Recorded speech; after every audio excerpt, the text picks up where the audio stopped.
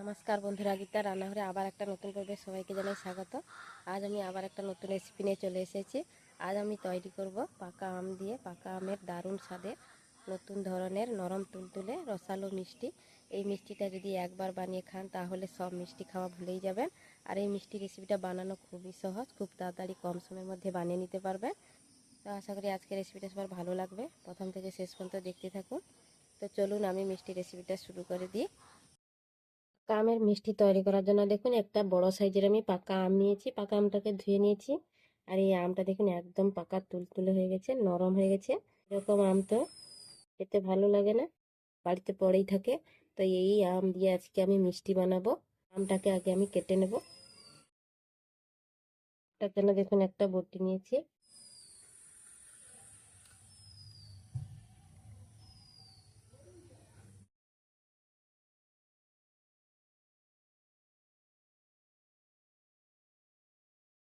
আমটা কেটে নিয়েছি।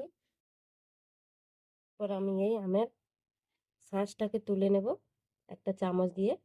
এভাবে করে একটা পাত্রে রেখে দেব। আমের আমি শাঁসটাকে তুলে নিয়েছি। একটা ছাঁকুনি নিয়েছি আর একটা পাত্রে নিয়েছি। আমটাকে আমি ছাঁকুনিতে এভাবে ঘষে ঘষে আমের কাতটাকে আমি বের করে নেব। এই আমের পাকা আমের মিষ্টিটা বানিয়ে খাবেন, খেতে তো দারুণ হয় আর খুবই রসালো, তুলতুলে নরম হয়। তো একবার যদি বানান তাহলে আমের সিজনে মনে হবে এই মিষ্টিটা বানিয়ে খাই। এতটাই সুন্দর হয়, এতটা নরম তুলতুলে হয়। তো দেখুন আমি পুরো আমের কাতটাকে ঘষে ঘষে বের করে নিয়েছি। সবগুলো আমের কাত আমার বের করা হয়ে গেল। এরপরে আবার একটা পাত্র নিয়েছি। এক বাটি আমি ময়দা নিয়েছি। এক বাটি ময়দা দিয়ে দিলাম। সেই বাটি মাপ করে দেখুন আটা নিয়েছি। এক বাটি ময়দার জন্য হাফ বাটি আটা নিয়েছি, গমের আটা। আটাটা দিয়ে দিলাম। মিষ্টি তৈরি করব, তো মিষ্টির মধ্যে লবণ দিলে একটু মিষ্টির মধ্যে ব্যালেন্সটা ঠিক থাকে। তার জন্য দেখুন এক চিমটে লবণ দিয়ে দিলাম। এক চিমটে আমি বেকিং সোডা নিয়েছি। বেকিং সোডাটা এক চিমটে আমি দিয়ে দেবো, বেশি দেবেন না। যেই বাটি মাপ করে নিয়েছি তাতে এক চিমটে দিয়ে দিলে হয়ে যাবে। গুঁড়ো দুধের প্যাকেট নিয়েছি, 10 টাকার গুঁড়ো দুধের প্যাকেট, 1 চামচের মতো দিয়ে দেবো। যে গুঁড়ো দুধ দিয়ে দিলাম। ঘি নিয়েছি, ঘিটা দিয়ে দেবো। ঘিটা আমি 1 চামচের মতো ঘি দিয়ে দিলাম। ঘিটা কিন্তু অবশ্যই মিষ্টির মধ্যে দিতে হবে, তাহলে খেতে খুবই ভালো লাগবে। আর যদি কারো কাছে একদম না থাকে ঘি, তাহলে সাদা তেল দিয়ে দিবেন। তবে ঘিটা দেওয়ার চেষ্টা করবেন, ঘিটা দিলে কিন্তু মিষ্টিগুলো খেতে খুবই টেস্টি হয়। তো আমি ঘিটা দিয়ে দিলাম। পরে সব উপকরণগুলো আমি মিশিয়ে দেবো, দিয়ে একটা ময়াম দিয়ে দেবো।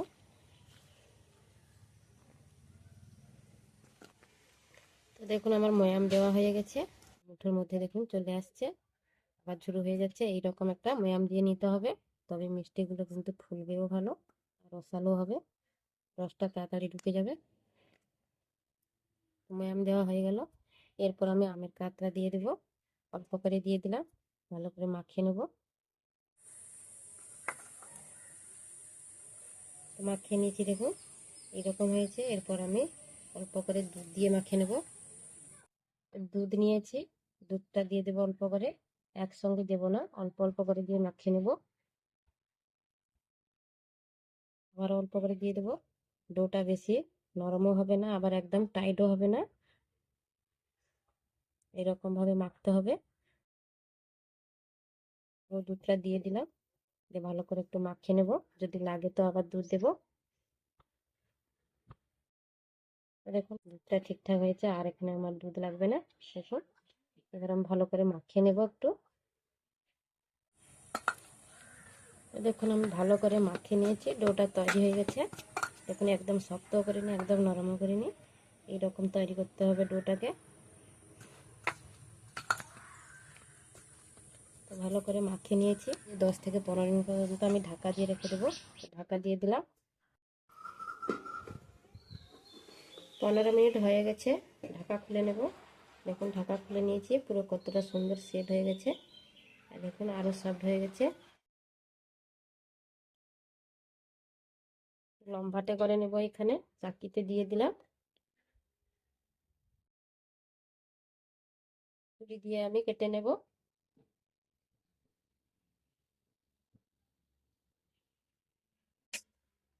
তিন ভাগ করে নিলাম। তো ডো থেকে তিনটা আমি লেচি কেটে নিয়েছি। লেচিগুলোকে গোল গোল করে নেব এইভাবে। পাত্রে আবার রেখে দিলাম, ঢাকা দিয়ে রেখে দেব। একটা লেচি নিয়ে নিয়েছি, একটা লেচিটাকে আমি বেলে নেব।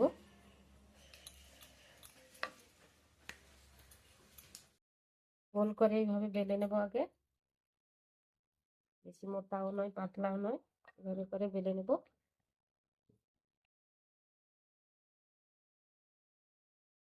দেখুন, বেশি মোটাও নয় বেশি পাতলাও নয়, এইভাবে বেলে নিয়েছি। একটা ছুরি নিয়েছি, ছুরি দিয়ে চারদিকটা সমান করে কেটে নেব। এইভাবে কেটে নেব।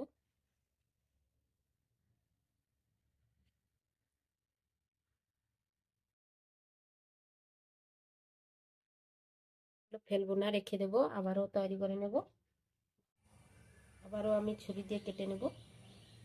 মাঝখান থেকে কেটে নিয়েছি, একটা পিস আমি তুলে নেব, আর একটা পিস এইভাবে নিয়ে নেব। এইভাবে আমি ত্রিকোণাকার করে কেটে নেব, তাহলে মিষ্টিগুলো দেখতে সুন্দর লাগবে।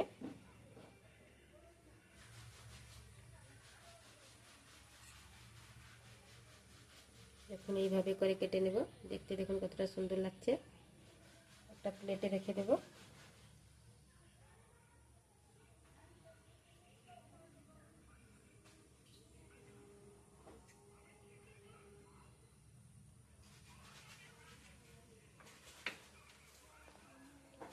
তো দেখুন, মিষ্টির শেপগুলো আমি এইভাবে দিয়ে দিচ্ছি, সবগুলো তুলে নেব। আবার একটা নিয়ে নিলাম, আবারও ত্রিকোণাকার করে কেটে নেব।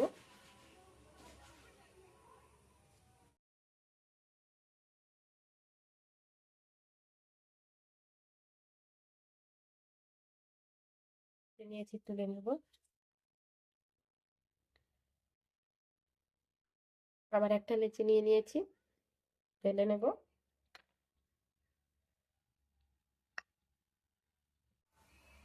একইভাবে আমি গোল করে নেব। এরকম বেলে নিয়েছি, আবার আমার সাইড থেকে কেটে নেব ছুরি দিয়ে।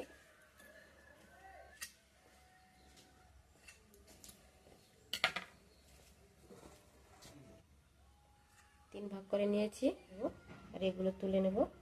একটা লেচি নিয়ে নিয়েছি, তো এটা আমার শেষ, বেলে নেব। আবার একটা বেলে নেব একই রকম ভাবে। দেখে বুঝতে পারছেন, বেশি মোটাও নয় পাতলাও নয়।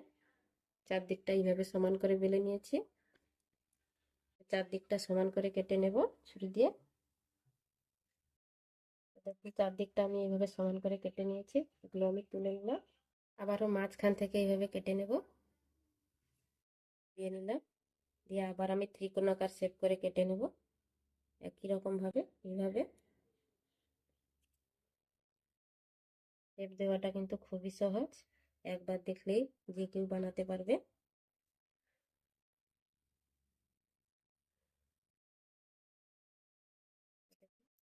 সুন্দর লাগছে দেখতে। সাইডটা তুলে নেব, প্লেটে রেখে দেব। আমার সবগুলো মিষ্টি শেপ দেওয়া হয়ে গেল। দেখুন, আমি মিষ্টিগুলো শেপ দিয়ে নিয়েছি, দেখতে কতটা সুন্দর লাগছে দেখুন। নুন ধরে একটা কড়াই বসিয়ে দিলাম। আমি চিনির শিরা তৈরি করে নেব মিষ্টিগুলোর জন্য। তো দেখুন, আমি এখানে হাফ বাটি চিনি নিয়েছি, চিনিটা দিয়ে দেব কড়াইতে। কড়াইতে চিনিটা দিয়ে দিলাম। এই বাটি মাপ করে দেখুন 1 বাটি জল দিয়ে দেব। জল দিয়ে দিয়েছি, এবার চিনিটাকে আমি গলিয়ে নেব জাল দিয়ে। হাফ বাটি চিনির জন্য 1 বাটি জল দিতে হবে, তবে শিরাটা ঠিকঠাক হবে। এখানে পাতলা শিরা তৈরি করব, শুধুমাত্র চিনিটা গলে গিয়ে বলক এসে গেলে নামিয়ে নেব। দুটো এলাচ নিয়েছি, দেখুন এলাচগুলোকে আমি ফাটিয়ে নেব এবং ফাটিয়ে দিয়ে দেব। শিরার মধ্যে দুটো এলাচ দিয়ে দিলাম, তাহলে মিষ্টিগুলোর সেন্ট ভালো হবে, খেতে ভালো লাগবে। তো দেখুন, চিনিটা প্রায় গলে এসেছে, নাড়াচাড়া করে চিনিটাকে গলিয়ে নেব।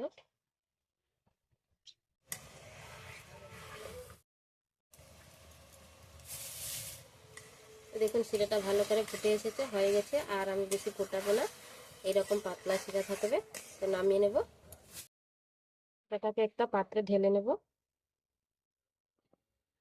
ঢেলে নিয়েছি। এই শিরাটাকে আমি ঢাকা দিয়ে রেখে দেব, তাহলে গরম থাকবে। ঢাকা দিয়ে রেখে দিলাম। এরপর আমি মিষ্টিগুলো ভেজে নেব। আবারও কড়া ধুয়ে বসিয়ে দিয়েছি। কড়াইতে সাদা তেল দিয়ে দেব। মিষ্টিগুলো ভাজার জন্য আমি সাদা তেল দিয়ে দিলাম। তেলটাকে হালকা গরম করতে হবে, বেশি গরম করলে কিন্তু চলবে না।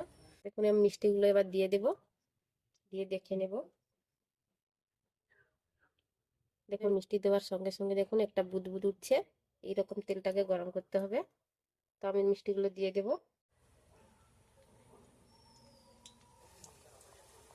দিয়ে দিলাম। দেখুন আমি একদম নাড়বো না, তেল ছেড়ে যখন একা একা উঠে আসবে তখন নাড়বো। কড়াইটা ধরে এরকম একটু দুলিয়ে দেব। যতক্ষণ না তেলের উপরে ভাসবে ততক্ষণ কিন্তু এইভাবে হালকা আঁচে ভেজে নিতে হবে। মাঝখানে মাঝখানে এইভাবে নাড়া দিয়ে দেবে। বন্ধুরা তেল থেকে একা একা ছেড়ে উঠে এলো। এভাবে উঠে এলে আমি একটু খুন্তি দিয়ে এবার নাড়িয়ে দেবো। এইভাবে সবগুলো দেখুন তেল ছেড়ে উঠে এসেছে। অপর দিকটা হয়ে গেলে আমি উল্টে দেব। দেখুন লাল লাল হয়ে গেছে। যখন লাল লাল এইভাবে হয়ে আসবে তখন উনুনের আঁচটা বাড়িয়ে দেবেন, মিডিয়াম আঁচে ভেজে নেবেন। তো দেখুন মিষ্টিগুলো লাল লাল হয়ে গেছে। এবার আমি তুলে নেব। ভাজা হয়ে গেছে, দেখতে কতটা সুন্দর লাগছে। একটা প্লেটে তুলে নেব। আবারও একইভাবে আমি দিয়ে দেব। উল্টে দিয়েছি। মিষ্টিগুলো যখন তেল থেকে তুলবেন তখন একটু হাই আঁচে করে দেবেন, তাহলে আর মিষ্টি গায়ে তেলটা লেগে থাকবে না।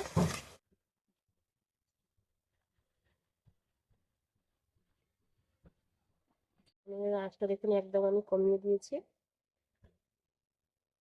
তেলটা অনেকটা গরম হয়ে গেছে। দেখতে যেমন সুন্দর লাগে খেতেও তেমনি ভালো লাগে। আর বানানোটা খুব সহজ, কত তাড়াতাড়ি দেখতে মিষ্টিগুলো হয়ে যাচ্ছে। তেল ছেড়ে সব ভেসে উঠেছে দেখুন তেলের উপরে। তো এইভাবে আবার একটু নাড়িয়ে দেবো আমি খুন্তি দিয়ে। একদিক দেখুন হয়ে গেছে, অপর দিকটা উল্টে দেবো এইভাবে। এবার উনুনের আঁচটা আমি বাড়িয়ে দেবো। তো দেখুন উনুনের আঁচটা আমি বাড়িয়ে দিয়েছি। নেড়ে চেড়ে এইভাবে লাল লাল করে ভেজে নেবো। একবার হলে এই পাকা আম দিয়ে এইভাবে পাকা আমের মিষ্টি বানিয়ে খাবেন বন্ধুরা, খেতে কিন্তু দারুণ লাগে। এই মিষ্টিগুলো একবার বানিয়ে খেলে আর অন্য মিষ্টি খেতেই যে মন চাইবে না। অন্য মিষ্টি খাওয়া ভুলেই যাবেন একদম। তো দেখুন হয়ে গেছে, আমি তুলে নেব। তুলে নিয়েছি। এতে আমার কতগুলো মিষ্টি তৈরি হয়ে গেল। দেখুন বন্ধুরা মিষ্টিগুলো কতটা ফুলেছে দেখুন ভাজার সময়। এগুলো দেখুন অনেকটা ঠান্ডা হয়ে গেছে। আগে যেগুলো ভেজে রেখেছিলাম এগুলো হাতে আমি ধরতে পারছি। এইরকম গরম রাখতে হবে, একদম ঠান্ডা করা যাবে না। এগুলোকে আমি চিনি শিরাতে দিয়ে দেবো। চিনি শিরাতে দেখুন এখনও গরম আছে। এই চিনি শিরার মধ্যে আমি এগুলো দিয়ে দেবো। তো আমি মিষ্টিটা আজকে আমি সকালে তৈরি করলাম। এখন বাজে প্রায় 9:30। তো সবগুলো আমি দিয়ে দিলাম। তো দেখুন মিষ্টিগুলোকে দিয়ে দিয়েছি। চিনি শিরাটা গরম আছে বলে আমি আর ফোটালাম না। যদি চিনি শিরাটা ঠান্ডা হয়ে যায় বন্ধুরা তাহলে মিষ্টিগুলোকে দিয়ে হালকা আঁচে 1 মিনিট মতো ফুটিয়ে নেবেন, তাহলে দেখবেন মিষ্টির মধ্যে শিরাটা ভালো করে ঢুকে যাবে। গরম আছে বলে আমি আর ফোটালাম না। তো এরপর আমি ঢাকা দিয়ে রেখে দেবো, বিকালে নিয়ে এসে আপনাদের দেখাবো। যদি দেখুন বন্ধুরা মিষ্টিগুলো নিয়ে চলে এসেছি, ঢাকাটা খুলে নেব। দেখুন বন্ধুরা দেখতে কতটা সুন্দর হয়েছে আর কতটা রস দেখুন টেনে নিয়েছে একদম। বিকাল 4টা বাজে। আমি সকালে করেছিলাম বলেছিলাম। দেখুন এতক্ষণে মিষ্টিগুলো দেখুন কত রস ঢুকে গেছে, নরম হয়ে গেছে দেখুন একদম। প্রত্যেকটা দেখুন কতটা নরম হয়েছে। দেখতে দেখুন বন্ধুরা কতটা সুন্দর হয়েছে, কতটা লোভনীয় হয়েছে। পাকা আম দিয়ে যে এত সুন্দর একটা মিষ্টি বানানো যায় বন্ধুরা, না বানিয়ে খেলে বিশ্বাসই হবে না। তো একবার হলেও বাড়িতে বানাবেন। একটা প্লেট নিয়েছি, দেখুন মিষ্টিগুলোকে আমি তুলে নিচ্ছি। দেখুন কতটা নরম হয়েছে, আমি হাতে দেখিয়ে দিচ্ছি দেখুন। আর হাত দিয়ে দেখুন কাটতেই দেখুন একদম নরম, আর ভিতরে দেখুন একদম রসালো। দেখুন কতটা নরম হয়েছে, মুখে দিলেই পুরো মিলিয়ে যাবে। আমি একটা প্লেটে তুলে নেব। রসটা ঢুকে দেখুন কতটা নরম হয়েছে, আর রসটা বেরোচ্ছে দেখুন একদম নরম তুলতুলে। দেখুন কত সুন্দর হয়েছে সবগুলো মিষ্টি। দেখুন একদম রসে টইটুম্বর হয়ে গেছে, দেখতে তো পুরো অসাধারণ হয়েছে, আর খেতেও খুবই ভালো লাগে।